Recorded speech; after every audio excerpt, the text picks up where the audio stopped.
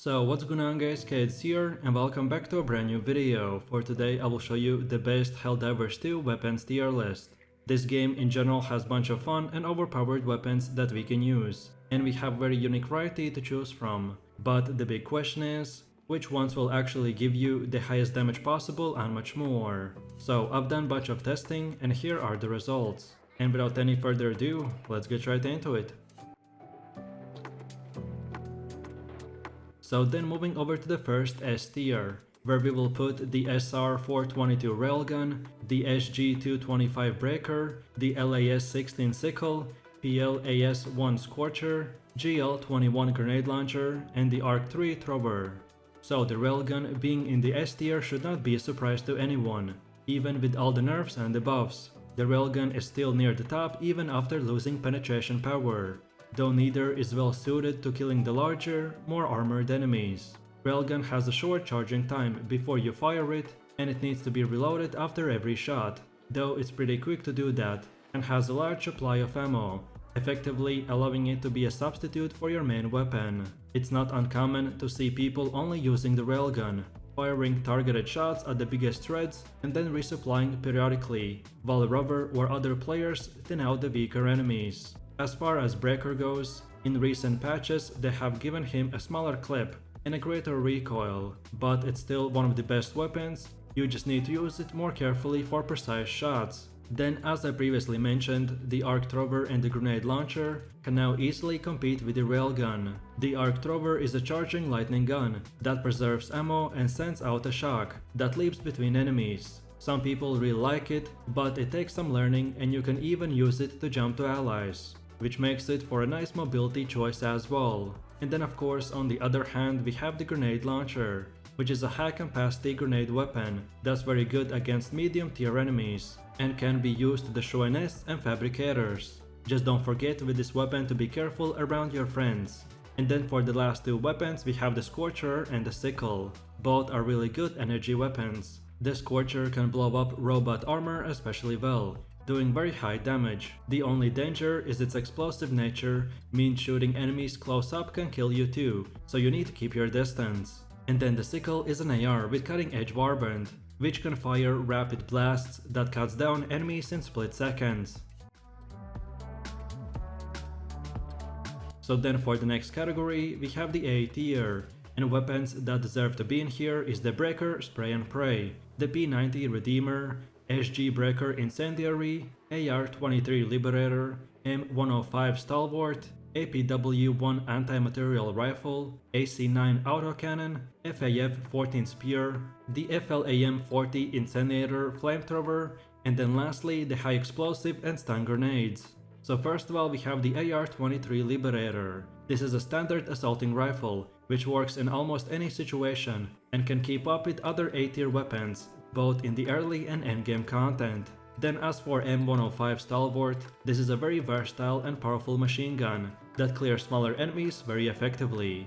Then the FAF-14 Spear is an anti-armor rocket launcher. This weapon is very specialized, but very deadly against heavily armored automation enemies, such as tanks and dropships. I personally recommend to use this weapon only for specific missions, where you will encounter this type of armored enemies. Then the next weapon is my personal favorite one, and it is the Anti-Material Rifle. This is a very lethal sniper rifle that can be used to break armor and do instant damage without much struggle. This is a great low-level railgun substitute, as I like to better shoot enemies from a safer distance. Next up we have the Flamethrower. In the most recent balance, developers have given the Flamethrower a 50% damage boost, making this weapon now very good damage-wise. This bad boy serves great in close to medium range, or especially handling bug hordes. Then next up we have the Autocannon. This is a powerful automatic cannon, which is what most players buy if they can't get the railgun yet. This cannon requires ammo feeding, like the recoilless rifle, so don't waste your ammo on the weaker enemies. Then next up we have the two breaker weapons. Both are a breaker variant that has been kindly treated in the recent patches, with buffed fire rates and armor penetration. I am personally not a big fan of them, but they can still output quite a bit of damage. And then for the last weapon we have the Redeemer pistol, which is a fast firing Uzi that chews up ammo but also enemies. And now finally we have the two best grenades. The high explosive one is the starting grenade, which is ultimately the best one with a small blast radius, and it is compensated for it by high damage and some armor penetration.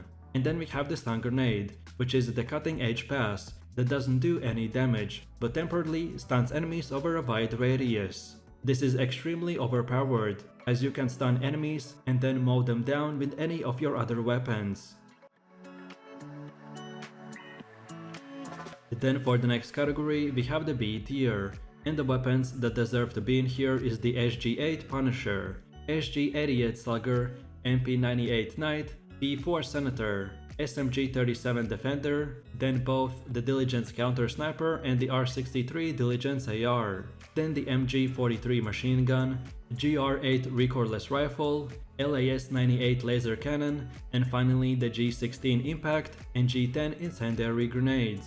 So first of all we have the Punisher Plasma Shotgun, which is an energy variant of the Punisher that deals in formidable explosive rounds. This weapon's damage is great, as it needs to be compensated for its small firing range as a shotgun weapon. Then next up we have the Laser Cannon. This is an amazing beam laser that cooks robots well and doesn't use ammo. Recent patches have generally improved it to the top of the B tier, and I've even heard that it may soon will keep climbing the tiers, with the newest patches leaked. Then next up we have the two Diligence Rifles. The R63 Diligence is a solid range rifle that's good for precision damage on robot enemies. And then the Diligence Counter Sniper is a bigger, punchier version of the Diligence that doubles down on its strength, but it requires a stable firing position from longer range. Following this we have the Machine Gun, which is a heavier, slower and deadlier version of the Stalwart that packs a punch, but it remains cumbersome. This weapon could really be in the A or even S tier. It has everything for a God tier weapon, but the damage compared to other weapons is just not there yet. Then we have the Recoilless Rifle, which is a rocket launcher that excels when coordinating with an ally and having them rapidly feed you rockets. This weapon is very fun, but as you always need a friend to use, so it can become completely useless if you play by yourself.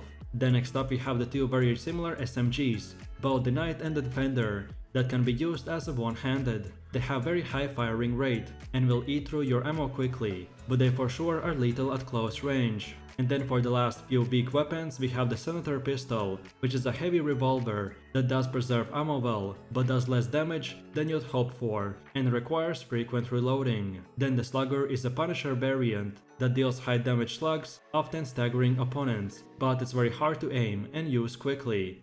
And then lastly we have the Blitzer Shotgun. This is the most expensive cutting edge weapon. The Blitzer fires arc lightning, but it isn't that reliable. It's good for groups of low level enemies but not for anything else. And then finally for grenades, we have the Incendiary, which is a firebomb that is used for aerial denial. It's decent in extractions or defense missions. And then the Impact Grenade is a zero fuse explosive that is suited for precision blasts, but it can be used as effectively on bug holes or bot factories. So then for one of the last categories we have the C tier.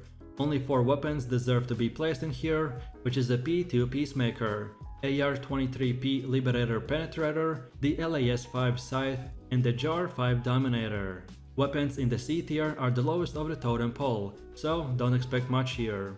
First of all we have the Peacemaker Pistol, which is a serviceable starting pistol that is fine in a pinch with balanced stats, but as soon as you can, you should switch to one of the B tier SMGs. Then next up we have the Dominator, which is a slow, impactful AR with armor penetration, but limited power. Then we have the Scythe, which is a recharging, accurate laser that is useful against robots, but not great against bugs or any other monster. And then finally we have the Penetrating Liberator. This is a starting weapon but with slightly worse stats, and balanced by the light armor penetration. And then last but not the least we have come to the last D tier, and here deserve to be placed the AR-23C, Liberator Concussive, and the G6 Frag and G3 Smoke. I would say that these are the worst weapons in the game for sure. The AR-23C is an unremarkable explosive version of the standard AR that doesn't really live up to the promise and is barely functional at best. The damage and usability is so low that it barely compares to the next two grenades in damage output. And then finally we have the Smoke and Frag grenades. The frag grenade is an explosive that trades power for blast size. It is only suited for clearing very weak enemy groups. The range is great but damage so low that you can only use it in low level areas. But then on the other hand, for the smoke grenade, it is used for escaping enemies, which is something that almost no one does in this game. And as this is a damage tier list, so of course smokes are in the bottom of the barrel, and that's about it. So with that said, I really do appreciate everyone for watching guys, and I hope you enjoyed it. If you have any suggestions, feedback or other good Helldivers 2 weapon loadouts, guides or even tier lists that you would like to see in the next video, then feel free to leave your comments in the comment section down below. And while you're doing that, please click like, subscribe and enable that notification bell, so this way you could support the channel and not miss any more amazing content. With all this said, you have an amazing day and I will catch you in my next video, so take it easy, peace.